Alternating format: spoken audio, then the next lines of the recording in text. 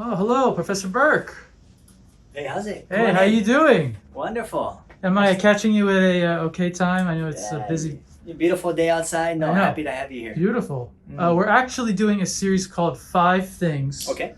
You Don't Know About Me. Maybe do you have maybe a few minutes we could learn more about you? Yeah, let's talk story. Okay. Maybe start by telling us how long you've been at HBU and what you teach. All right. So I've been full-time faculty here at HBU for 5 years. I teach both anthropology courses and then also in our Master's in Sustainability program.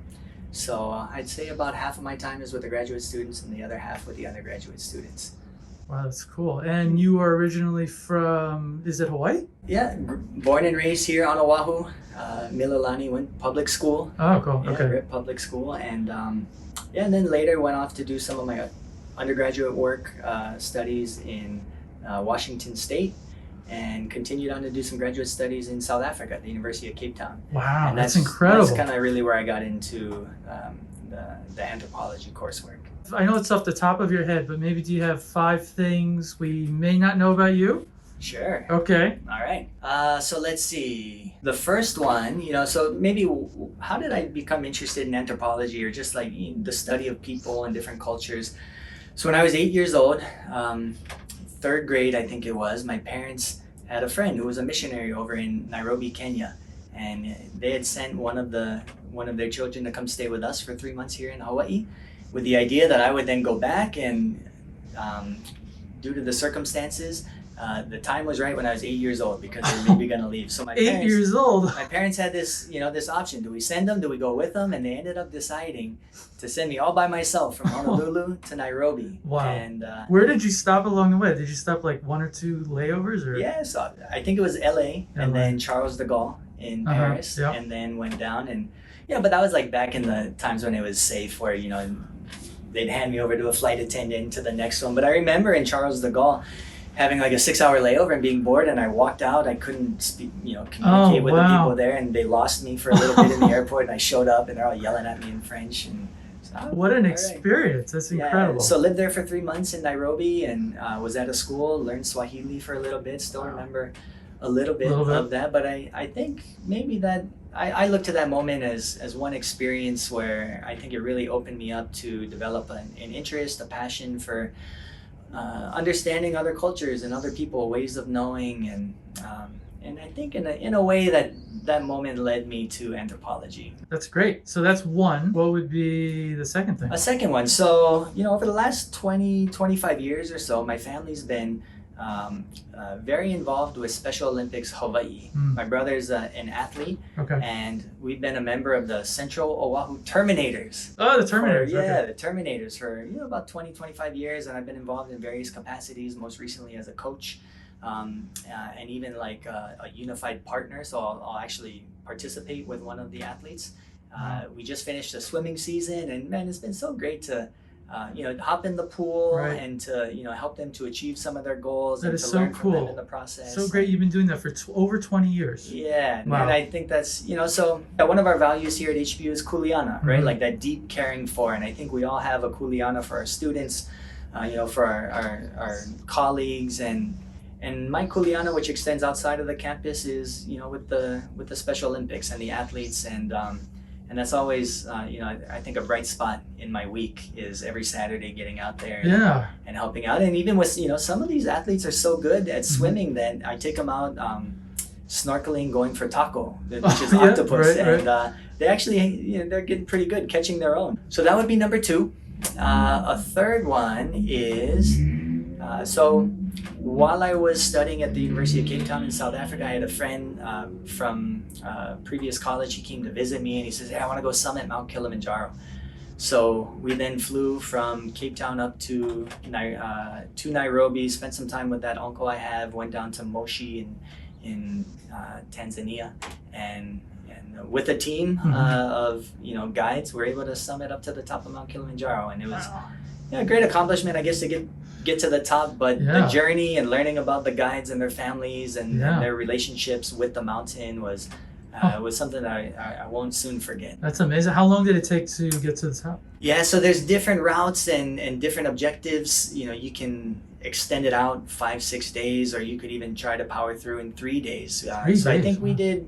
I think we did 3 nights and 4 days, with 1 day acclimatizing. Well, you really did it, pretty fast. Yeah. So that's 3. Do you have a 4th thing in mind? Yeah, so a 4th one, and I don't tell a lot of people about this. I don't even think Human Resources knows. Oh, no. So, hopefully this doesn't get to them, but I spent 6 weeks in a South American prison.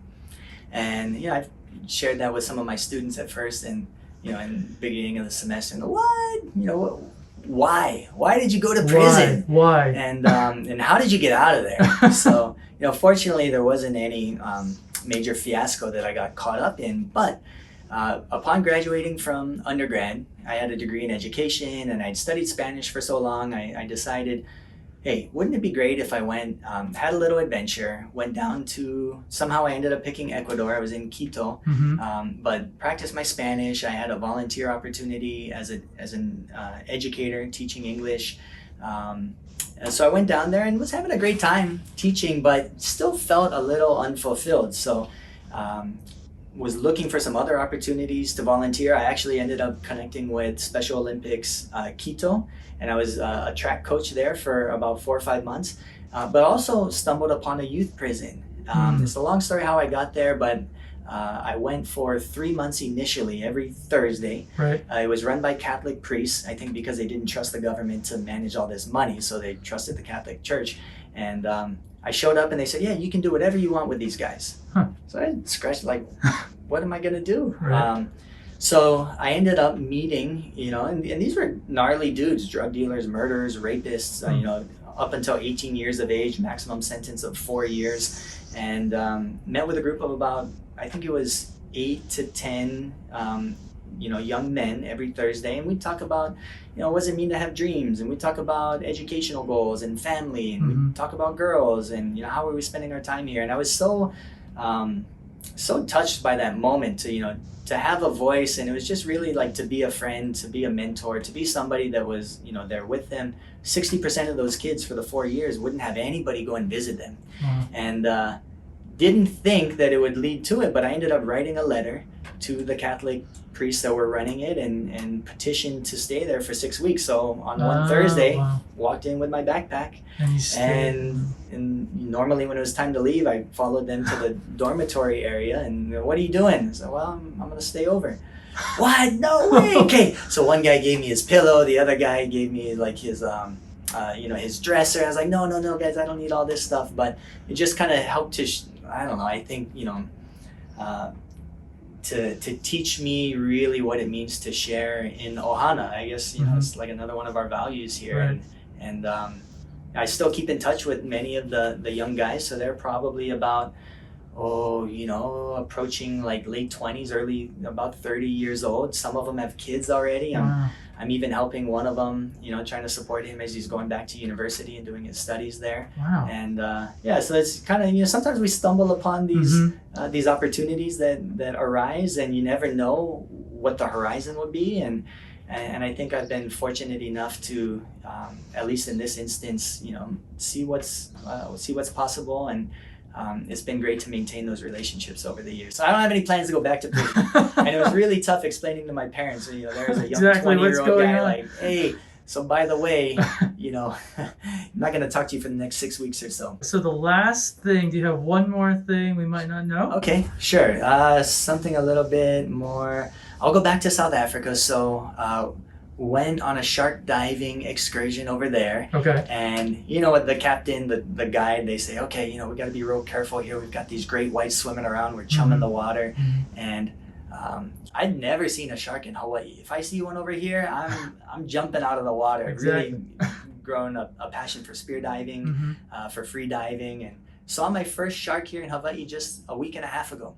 But there we were, shark diving. The great whites came around. You feel like, why should I be scared? Like they've got everything under control. And I don't know what got into me, but I ended up, reaching out and touching one of these great whites as it swam by, and got lectured for it after. But, don't do that. Still got all my fingers. What part did you touch? Like the Yeah. So as soon as the head swam by, then I reached out probably from the gills toward the tail, and I can't even tell you what it felt like, because I was just all nervous, like do not lose your hand. But yeah, I think as I've gotten a little older, I've slowed down a little bit with some of those Wow. daring activities. So That's incredible. Yeah. All of those were incredible. yeah, I really appreciate your time and getting to learn more about you. yeah, And I hope you have a great semester. yeah. Appreciate it. Anybody wants to stop by? I've got a pretty good view. I know, here. and you got a hammock. Yeah, got a hammock down below. So, on those long days, sometimes you got the 13-hour days down here. Exactly. So work hard and relax harder. Well, Yeah. thank you so much, and aloha. Aloha.